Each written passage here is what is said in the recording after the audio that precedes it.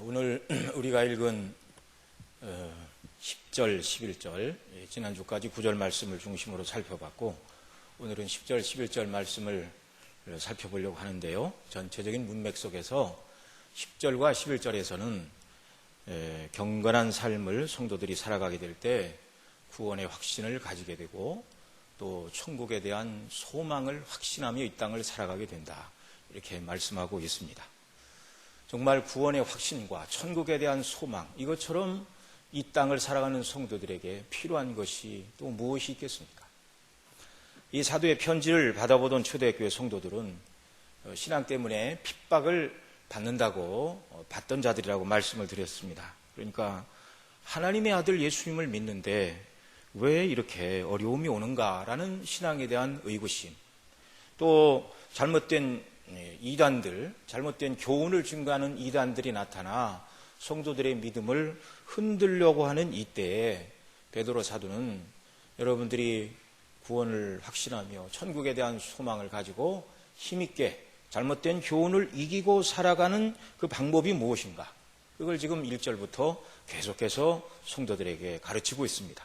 그것이 바로 하나님께서 그리스도 안에서 우리에게 주신 보배로운 믿음 위에 7가지 아름다운 덕을, 경건한 삶의 7가지 모습을 쌓아야 된다. 이걸 말씀했죠. 그래서 믿음의 덕을, 덕의 지식을, 지식의 절제를, 절제의 인내를, 인내의 경건을, 경건의 형제우애를, 형제우애의 사랑을 공급하라. 이렇게 말씀합니다. 자, 이 구원의 확신은 그리스도인 모두에게 있어서 매우 중요한 주제입니다. 대학생 선교회, 이제 줄여서 CCC라고 그러는데요.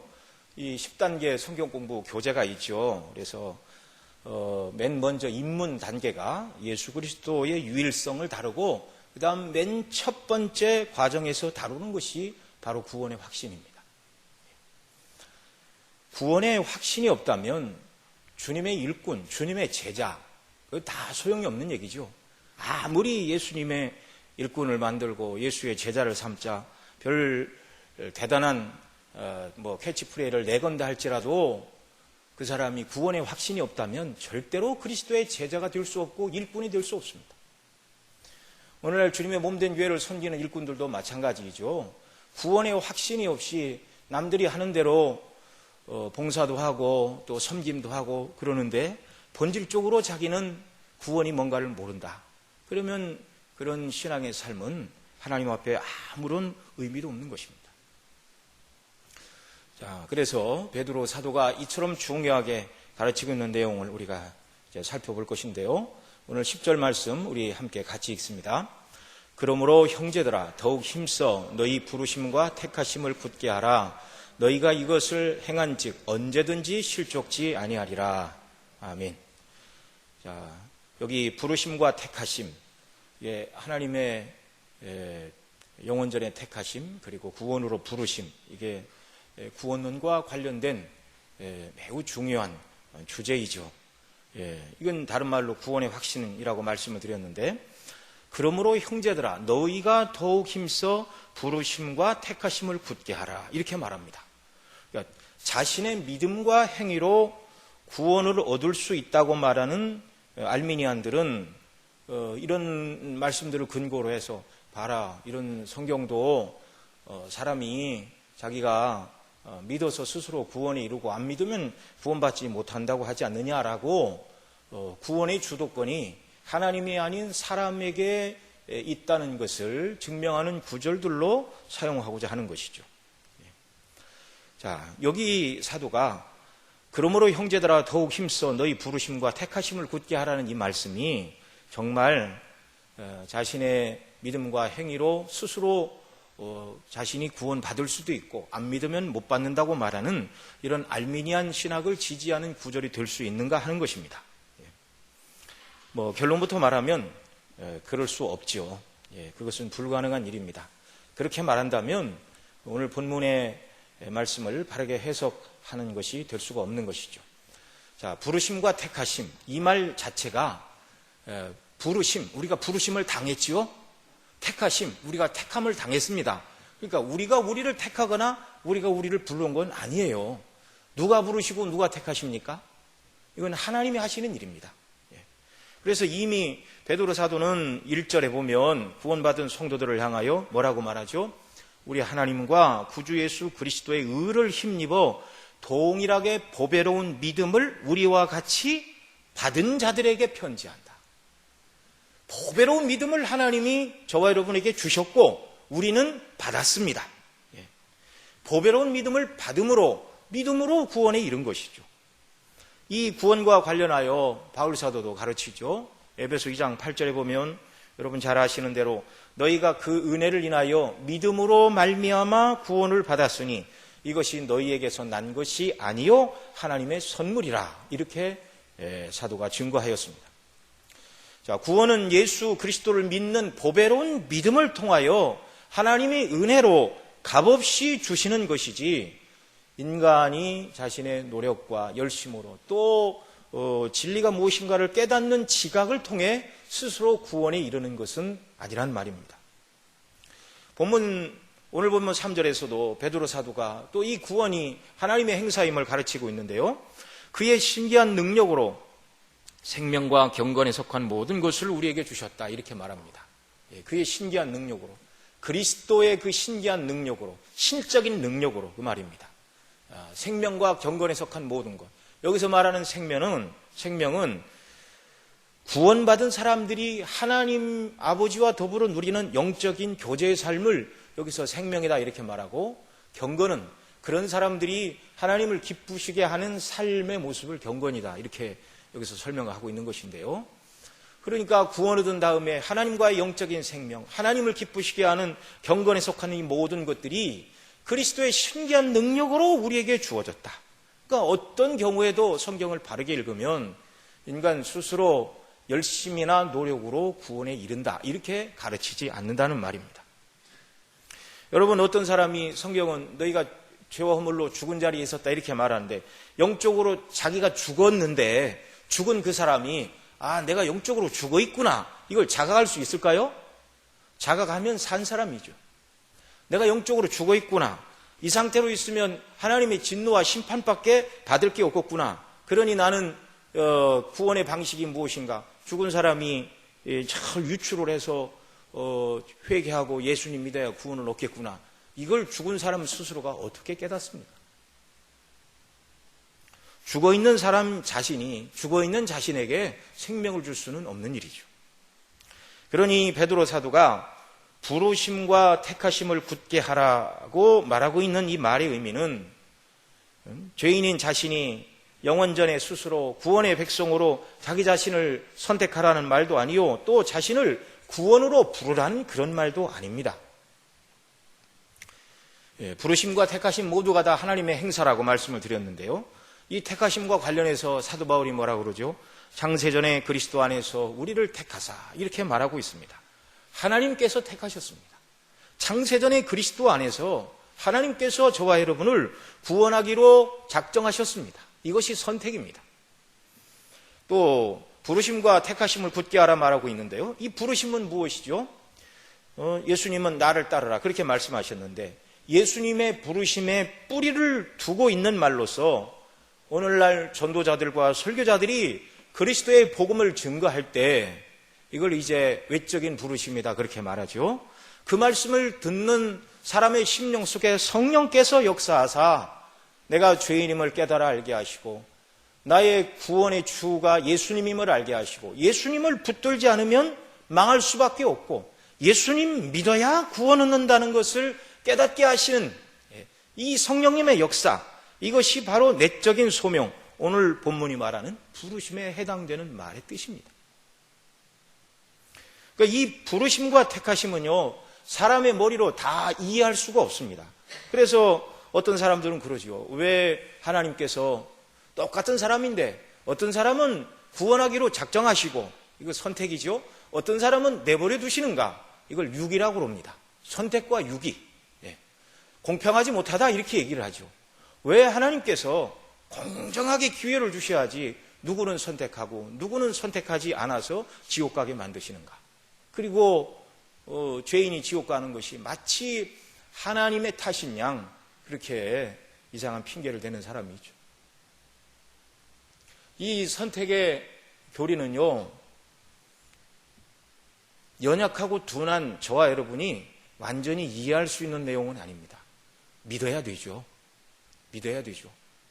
사실은 저와 여러분 모두도 다 믿지 않는 사람들과 함께 심판받고 멸망받고 지옥에 떨어져야 마땅하지만, 그러나 하나님께서 불쌍히 여기사 구원하시기로 작정하신 사람들 속에 저와 여러분이 들어있다는 것이 너무나 감사하고 기쁜 일이지, 왜 나만 구원해 주셨는가라고 의아해할 일이 아닙니다. 그래서 우리를 부르신 그 하나님의 행사, 에베소 1장에서 그것을 말하면서 사도 바울은 우리를 택하시고 구원하신 그 하나님의 은혜 영광을 찬미해야 된다, 그렇게 가르치고 있습니다. 이것을 온전히 이해하지 못한 사람들, 불공평하다 말하고, 그러면 어떻게 하면 이것을 공평하게 설명할 수 있는가? 인간적인 머리를 썼죠. 그래서 소위 알미니안들, 행위 구원론자들은 무조건적인 선택이 아닌 조건 선택을 말합니다. 조건 선택이라는 말은 이런 말입니다. 어떤 사람이 예수님을 믿을 것을 하나님께서 미리 아시고 선택하셨다. 그러니까 예지, 예정, 조건 선택, 이렇게 표현을 하는데요. 하나님께서 그 사람을 보실 때 예수님을 믿고 회개할 것을 아시고 선택을 하셨다.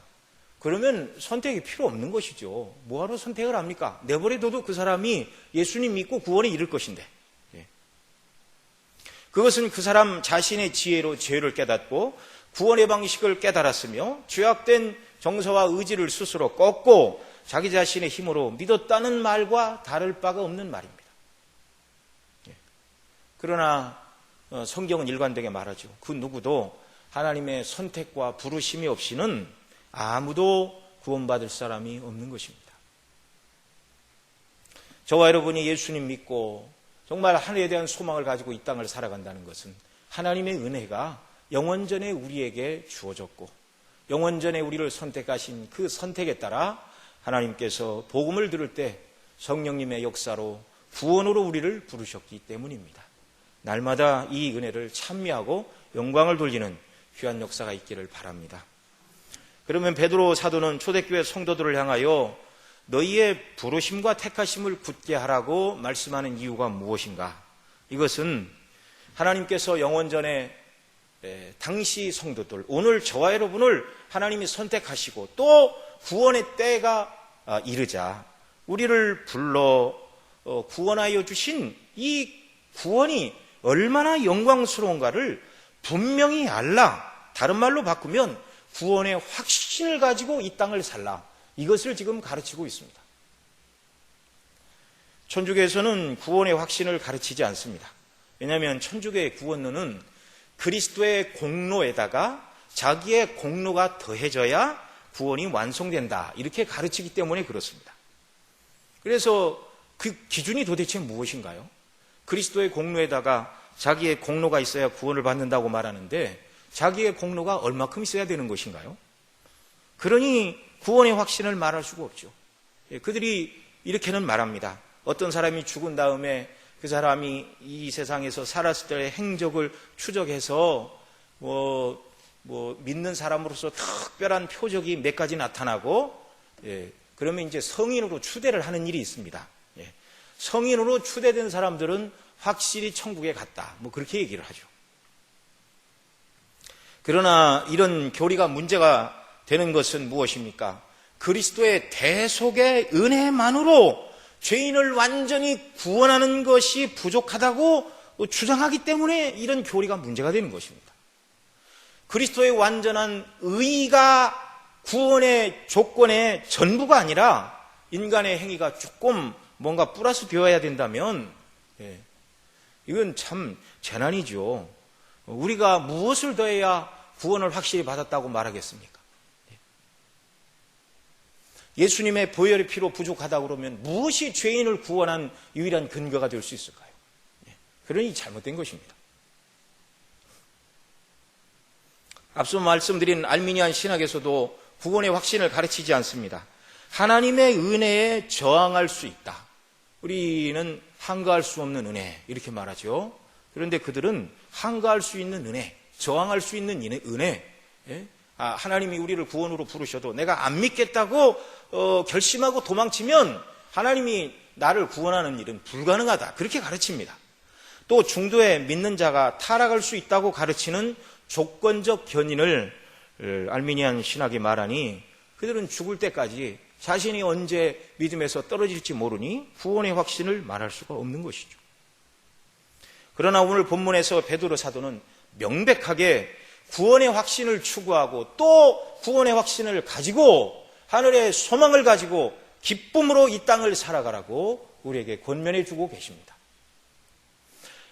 보배로운 믿음 위에 덕과 지식과 절제와 인내와 경건과 형제 우애와 사랑을 공급하는 삶을 살게 되면 앞 시간에 살펴본 8절에서 말하는 대로 그리스도를 아는데 게으르지 않고 또 열매를 맺게 되고 9절에서 가르치는 대로 땅만 바라보는 사람이 아닌 하나님 나라까지 멀리 바라볼 수 있는 영적인 소경이 아닌 멀리까지 볼 수 있는 그런 눈을 가지게 되고 뿐만 아니라 자기의 옛죄 깨끗게 하심, 이게 구원하심이죠. 구원의 은혜를 늘 기억하게 된다. 그렇게 말하면서 이제 10절에 와서 그러므로 이렇게 적용을 하고 있는 것이죠. 그러니까 1절로 9절까지 했던 말의 결론적인 적용이 바로 10절, 11절 말씀이 되겠습니다. 자, 그러면서 결론적으로 사도가 그 모든 성도의 아름다운 신앙의 모습을 어떻게 설명을 하는가? 그렇게 함으로 말미암아 여러분들을 하나님께서 부르셨고 택하셨는데 부르심과 택하심을 굳게 하시기 바랍니다. 하나님이 일방적으로 택하셨고 구원해 주신 그 은혜를 확신하며 살아가기를 바랍니다. 이렇게 지금 권면하고 있는 것입니다. 이 구원의 확신은 요한 사도도 가르치고 있습니다. 요한일서 5장 3절에 내가 하나님의 아들을 믿는 너희에게 이것을 쓰는 것은 너희로 하여금 너희에게 영생이 있음을 알게 하려 함이라 이렇게 말씀하고 있습니다. 영생이 있음을 너희로 알게 하려 함이라. 예수님 안에 있는 자들에게 영생이 있음을 확신하도록 가르치는 것이 성경의 교훈입니다. 구원의 확신을 갖는 것은 성경의 가르침입니다. 하나님의 뜻입니다. 그러니 성경의 가르침대로 우리가 믿어야 되죠. 어떤 사람은 정말 죄도 다 끊지 못하고 나같이 부족한 사람이 감히 구원받았다고 그렇게 말하는 것은 너무 교만한 것이 아닌가? 아닙니다.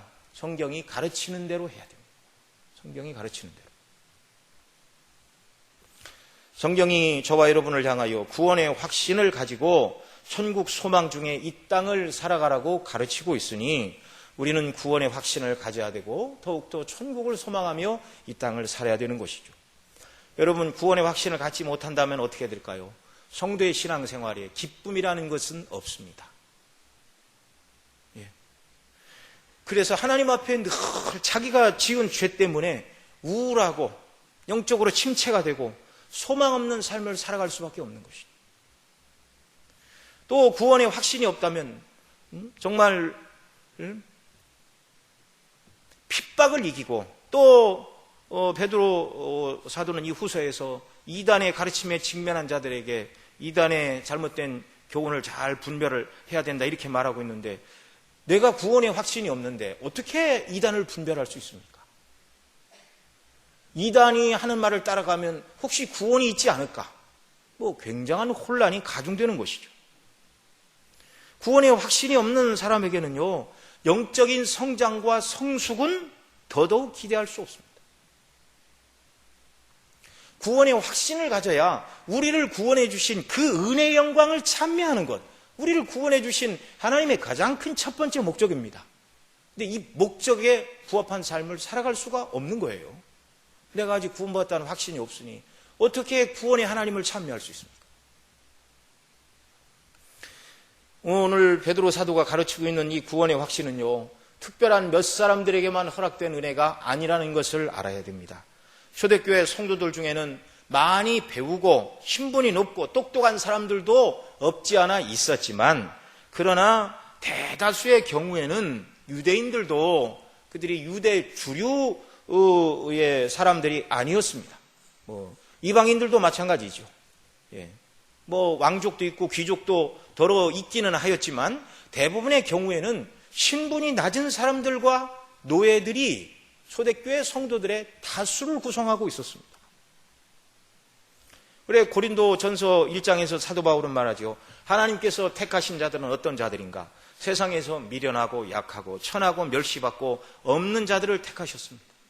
그래서 평범하게 양을 치고 농사 잡고 호수에서 물고기 잡는 평범한 사람들과 또 남의 수하에서 종노릇하는 노예들을 향하여 여러분 구원의 확신을 가지고 이 땅을 살아가시기 바랍니다. 이렇게 말하고 있습니다.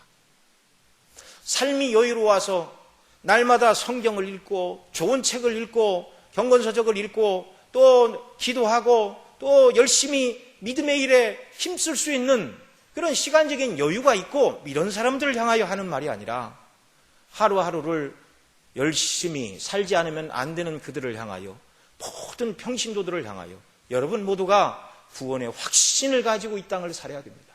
말씀드렸다시피 핍박에 직면한 자들이었습니다. 구원의 확신이 없다면 핍박을 어떻게 이겨낼까요? 예수님 믿는 이 구원의 진리, 보배로운 믿음에 견고히 있어서 경건한 삶을 살아갈 때 구원의 확신을 주신다 말씀하고 있는데 이런 삶이 아니라면 이단의 교훈을 어떻게 이겨낼 수 있을까요?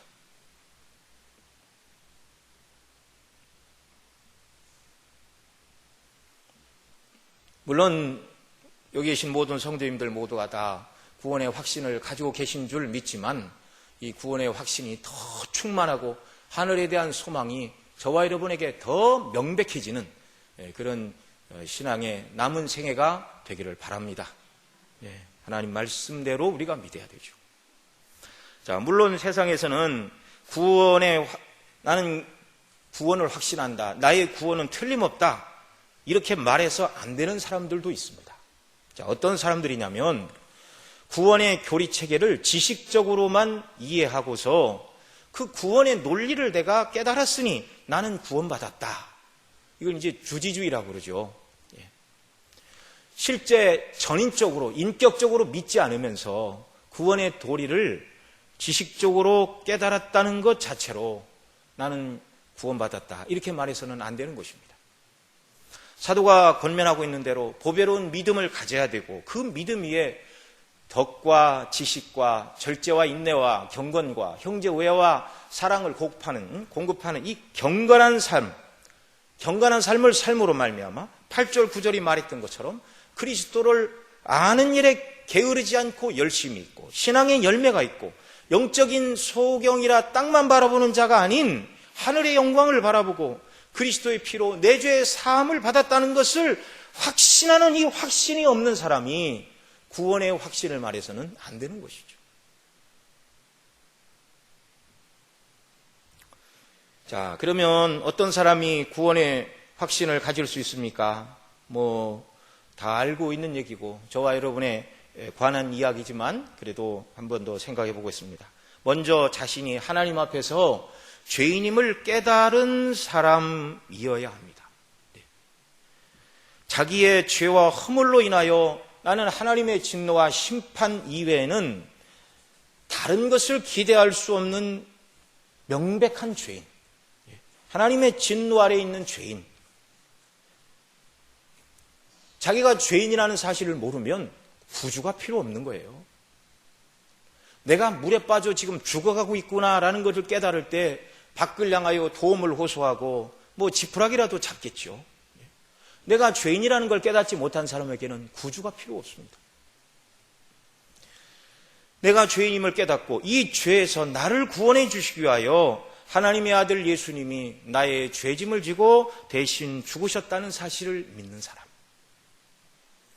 주님은 누가복음 5장 32절에서 내가 의인을 부르러 온 것이 아니오 죄인을 불러 회개시키러 왔노라 하고 말씀해 주셨는데 주님은 죄인을 위해 오셨고 죄인을 위해 죽으셨고 죄인의 죄값을 십자가에서 다 치러주셨습니다.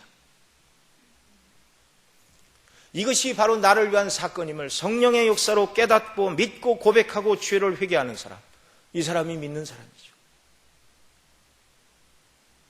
이 사람이 바로 구원의 확신을 가질 수 있는 사람입니다. 분명히 예수님의 십자가의 구원을 믿고 그 다음에 예수님을 믿는 믿음 위에 오늘 본문에서 사도가 말하는 것처럼 그 믿음 위에 덕과 지식과 절제와 인내와 경건과 형제 우애와 사랑을 공급하는 이 경건한 삶을 살아가게 될 때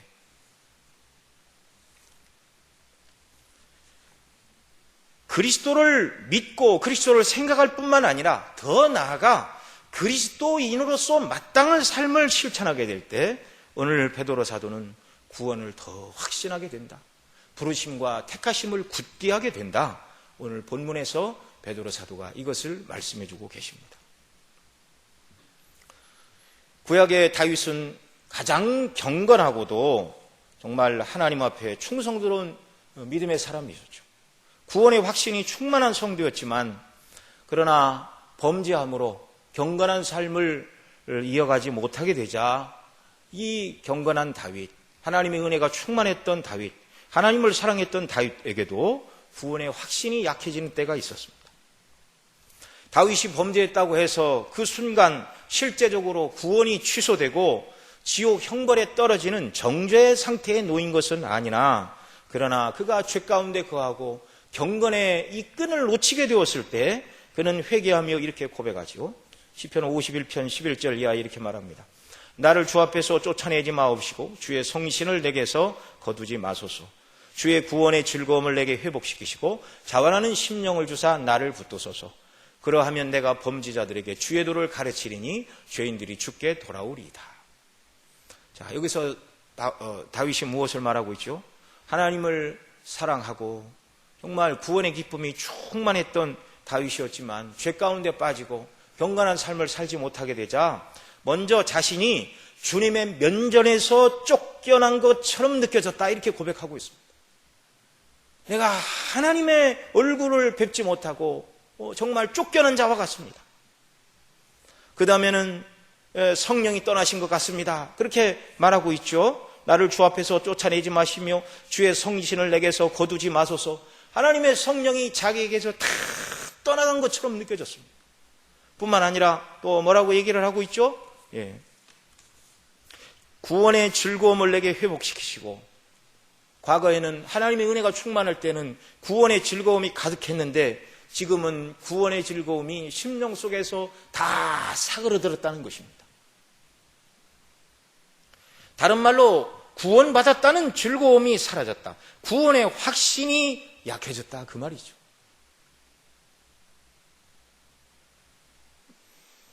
저와 여러분은 날마다 나를 위해 십자가에서 피 흘려 죽으시고 부활하시고 하나님 보좌 우편에 앉아 계신 주님을 늘 바라보시기 바랍니다.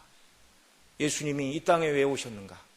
수많은 사람을 위해서 죽으셨지만 궁극적으로 나 자신은 바로 나 한 사람 구원하시기 위하여 하늘 영광을 버리고 십자가에 나를 대신하여 죽으신 주님이라는 것을 믿어야 되고, 나의 죄짐을 다 해결하시고 부활하심으로 말미암아 나의 죄가 다 해결됐다는 것을 주님이 증거하시고, 그래서 다시 원래 계시던 영광의 자리로 올라가 보좌 우편에서 지금 우리를 다스리고 통치하시고 구원받는 백성의 숫자가 다 차게 되면 그 주님이 다시 이 땅에 오셔서 저와 여러분을 하늘로 영접해 주실 것입니다. 재림에 대한 이 소망.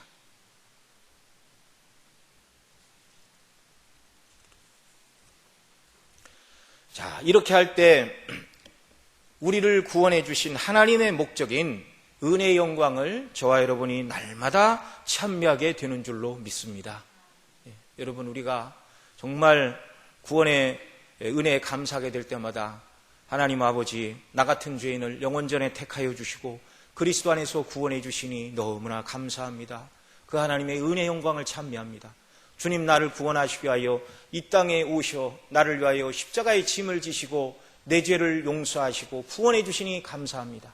성령 하나님, 나에게 이 놀라운 구원의 사실을 깨달아 알게 하시고 구원으로 보증하고 인쳐주시니 감사합니다라고 날마다 성삼위 하나님께 영광을 돌리며 찬미하는 귀한 역사가 있기를 바랍니다. 그런 감사한 마음을 가지고 이 땅을 살아야 되는 것이죠. 자, 이런 사람을 향하여 뭐라고 말씀하시죠? 언제든지 실족지 아니하리라. 이게 10절 하반절 말씀이죠. 부르심과 택하심을 굳게 하라. 너희가 이것을 행한즉 언제든지 실족지 아니하리라. 자, 이런 사람은 핍박 때문에 낙심하여 믿음에서 돌아서지 않습니다. 또 이런 사람은 이단의 거짓된 교훈에 미혹되지 않게 되고 주님과의 영적인 교제 속에 견고한 믿음의 길을 가게 되는 것이죠. 실족지 않게 되는 것입니다. 한 번도 죄를 안 진다는 것이 아니라 연약에 떨어질 때가 있을지라도 견고히 하나님이 붙들어 주시고 은혜 가운데 이 길을 가는 것이죠. 그리고 11절에서는 이런 삶을 추구하는 자들에게 마지막으로 이것을 알라 말씀하는데요. 11절 같이 읽습니다. 이같이 하면 우리 주 곧 구주 예수 그리스도의 영원한 나라에 들어감을 넉넉히 너희에게 주시리라. 아멘. 성도가 영원한 나라에 들어가는 것 두 가지 경우지요. 주님이 재림하시거나 아니면 성도가 먼저 이 세상에서 육신의 죽음을 맞이하는 때입니다. 대부분의 경우에는 먼저 우리가 이 땅에서 죽음을 맞이하게 되는 것을 상정하고 그때에 우리 주 예수 그리스도의 영원한 나라에 너희가 넉넉히 들어가게 되는 것을 허락해 주신다. 이렇게 말씀하고 있습니다. 경건 생활에 힘쓰게 될 때 구원의 확신을 가지고 이 땅을 살아갈 뿐만 아니라 아름다운 인생의 마지막을 맞이하게 된다. 믿음 위에 아름다운 이 경건한 삶을 힘쓰게 될 때 복되고 영광스러운 인생의 마지막 죽음을 맞이하게 된다. 여러분, 저와 여러분도 언젠가는 주님이 부르셔서 육체 가운데 살던 이 세상을 떠나는 날이 반드시 올 것입니다. 얼마가 남았는지는 하나님께서 아시죠. 그러나 정말 이 날을 우리가 또 준비하고 살아가야 됩니다. 믿음 위에 경건한 삶을 살아가게 될 때 영원한 나라에 겨우 들어가는 것이 아니라 넉넉히 들어감을 주시리라. 이렇게 말씀하고 있죠. 여기 넉넉히 들어감을 주신다고 말할 때 넉넉히라는 말을 이 영어 성경 NIV에서는 rich welcome이라고 번역을 했습니다. 풍성한 환영. 하나님 나라에 들어가게 될 때 엄청난 환대가 준비되어 있다.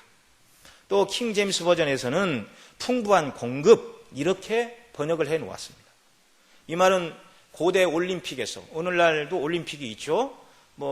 예전이나 지금이나 마찬가지지만 우승을 하고 돌아오면, 또는 전쟁에 나가서 장군이 승리를 하고 돌아오면, 개선 장군이 돌아오면 환영식이 열리죠. 큰 환영과 환대를 받으며 메달을 우승을 했거나 전쟁에 이긴 사람을 환영해 주듯이 보배로운 믿음 위에 성도가 마땅히 감당해야 될 경건한 삶, 덕과 지식과 절제와 인내와 경건과 형제우애와 사랑을 날마다 공급하며 살아가는 이런 성도가 구원을 확신을 가질 뿐만 아니라 이 죽음의 요단강을 넘어 천국에 들어가게 될 때 주님은 이런 사람들에게 풍성한 환영과 위로로 맞이해 주신다는 사실입니다. 이 세상 사람들은 죽음 다음에 어디로 가는지 알지 못합니다. 그래서 어떤 사람은 사람이 하나님의 형상으로 지음받은 영적인 존귀한 존재임을 모르고 죽으면 끝이다, 그렇게 말하는 사람이 있죠. 인생이 살기 힘들고 답답하면 죽으면 이 고통스러운 세상 다 잃어버리고 끝이지, 정말 그랬으면 좋겠습니다. 그리고 자기 스스로 세상을 버리고 목숨을 버리는 사람들이 더러 있죠. 우리나라 통계에서도 그런 사람들이 상당히 많다고 그러는데 그건 정말 인생도 모르고 하나님도 모르는 참 해서는 안 될 일들입니다. 여러분, 인생은 죽으면 끝나는 존재가 아닙니다. 하나님의 존귀한 형상으로 지음을 받은, 지음받기 이전에는 존재하지 않았다 할지라도 지음받은 이후부터는 영원토록 존재하는 인격입니다. 또 어떤 사람들은 사람이 죽으면 착하게 산 사람은 다시 사람으로 태어나고 나쁜 짓을 한 사람은 짐승으로 태어난다고, 소위 이게 윤회설이죠. 그것을 확실히 봤거나 알아서 그렇게 말하는 것이 아니라 그렇게 추정할 뿐이죠. 인생은 짐승과 다른 존귀한 존재인데 죽고 그냥 없어진다는 것은 있을 수 없는 일이라고 생각을 하니까 이런저런 추론을 하다 보니 이런 말도 하고 저런 말도 하는 것이죠. 그러나 성경대로 믿는 그리스도인들은 죽음 다음에 어디로 가는지 명백히 아는 자들입니다. 저와 여러분이 그런 사람들이죠. 사람이 죽으면 본래 몸은 지으심을 받은 흙으로 돌아가지만 영혼은, 믿는 자들의 영혼은 환영을 받으며 아버지의 나라 천국으로 가는 것이죠. 오늘 본문이 말하는 대로 우리 주 곧 구주 예수 그리스도의 영원한 나라에 넉넉히 들어가게 된다고 가르치고 있습니다. 그래서 그리스도인의 죽음은요, 낯선 외국에 한 번도 가보지 않는 지역에 밤길을 가야 되는데 불도 없고 깜깜한 밤에, 달도 뜨지 않은 밤에 정말 어디로 가기는 가야 되는데 어디로 가야 될지도 모르고 어떤 일을 만나게 될지도 모르는 그러한 길을 가는 사람이 아닙니다. 그리스도인의 죽음은 무엇이죠? 본향, 곧 천국, 아버지의 나라, 주님 품으로 영광의 나라로 가는 것임을 명백히 알고 가는 것이 성도의 죽음이라는 사실입니다. 영광스러운 길이죠.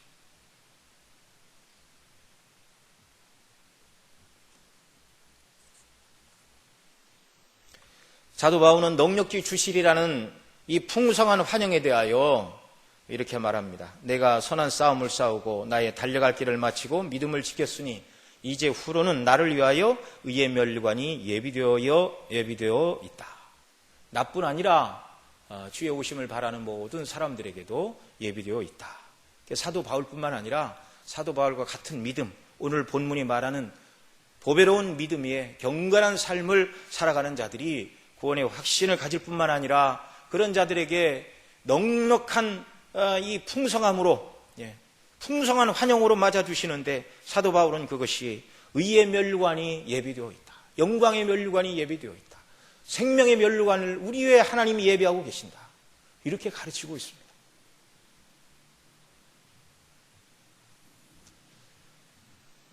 어디로 왔다 어디로 가는지를 모르는 것이 인생이 아니라 그리스도인들은 성경의 가르침에 따라 이 땅에서 예수님 믿고 구원받아 하나님의 자녀가 되어 구원을 확신하고 또 우리가 이 세상을 떠난다 할지라도 영광스러운 하나님 나라에 들어가게 되고 그 나라에서 하나님이 우리를 영접하시고 부르신다는 이 산소망을 가지고 이 땅을 살아가는 역사가 우리 모두에게 넘쳐나기를 바랍니다. 믿는 자들에게 주시는 은혜가 너무나 크고 귀합니다. 사도 바울은 로마서 8장 18절에서 이렇게 말합니다. 생각컨대 현재의 고난은 장차 우리에게 나타날 영광과 좋게 비교할 수 없다. 또 고린도 후서 4장 17절에서는 우리가 잠시 받는 환난에 경한 것이 지극히 크고 영원한 영광이 중한 것을 우리에게 이루게 함이니 이렇게 말한대요. 현재 믿음 때문에 당하는 고난에도 불구하고 이 보배로운 믿음 위에 경건한 삶을 살아가는 이 수고가 우리 보기에는 이 땅에서는 절대로 가볍거나 쉬운 것이 아님에도 불구하고 뭐라고 설명을 하죠? 우리의 잠시 받는 환난에 경한 것, 나중에 주어질 영광과 좋게 비교할 수 없다 이렇게 말합니다. 이 세상에서 믿음을 지키고 경건하게 살기 위하여 힘쓰고 애쓰는 이 모든 것들은 장차 주어질 영광과 비교해보면 비교 자체가 안 되는 것이다 이렇게 말하고 있습니다. 왜요? 영원한 하나님 나라에서 주시는 그 영광이 너무나 큰 은혜고 복락이기 때문에 비교할 수 없다 이렇게 말하는 것이죠. 자, 이 소망을 따라서 예수님을 믿는 보배로운 믿음 위에 정말 날마다 덕과 지식과 절제와 인내와 경건과 형제우애와 사랑을 날마다 공급함으로 말미암아 구원의 확신을 가지고 또 천국에서 주님이 우리를 위한 풍성한 환영, 상급을 예비하고 계시다는 이 소망을 가지고 힘있게 믿음을 지키며 복음의 영광을 위하여 주님이 맡기신 일을 잘 감당함으로 이 땅을 살아가는 저와 여러분 모두가 되시기를 바랍니다. 기도하겠습니다. 하나님 아버지 고맙고 감사합니다.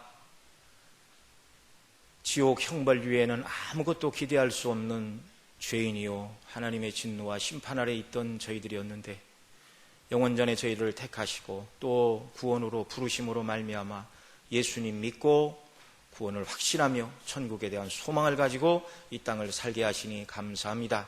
오늘 성경이 말하는 대로 부르심과 택하심을 날마다 굳게 하여 확실함을 가지고 천국의 소망을 가지고 힘있게 주님 맡기신 일을 감당하며 순례길을 살아가는 저희 모두가 되도록 은혜 위에 은혜로 함께 하시고 날마다 성령께서 깨우치시고 가르치시고 인도하시고 주장하여 주옵소서. 예수님의 이름으로 기도드리옵나이다.